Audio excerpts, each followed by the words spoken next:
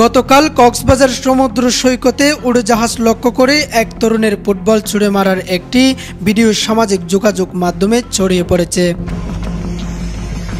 Seagull পয়েন্টে ধারণকৃত 14 সেকেন্ডের ভিডিওটি নিয়ে ফেসবুক, টিকটক সহ সকল সামাজিক মাধ্যমে চলছে নানান তর্ক বিতর্ক। কেউ বলছে এটি জঘন্য কাজ, আবার কেউ বলছে প্রশাসনের উচিত তরুণকে আইনের আওতায় আনা। মূলত বন্ধুদের সাথে মজার ছলে ভিডিওটি করা হয়েছে বলে মন্তব্য করছেন অনেকে। দেখা যায় ফুটবলে লাথি মেরে উড্ডয়মান বিমানের পাখনা ছোঁয়ার উপরে উঠে যায় বলটি, আর এ নিয়ে মজা করছেন সম্ভাব্য বন্ধুরা।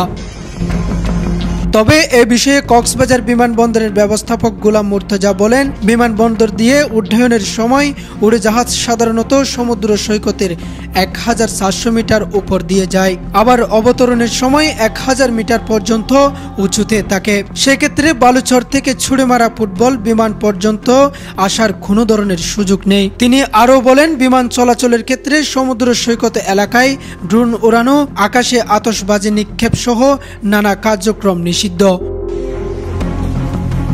উড়ন্ত বিমান লক্ষ্য করে ফুটবল ছুঁড়ে মারা সহ কোনো কিছু নিক্ষেপ করার বিষয়ে মানুষের সতর্ক থাকা উচিত।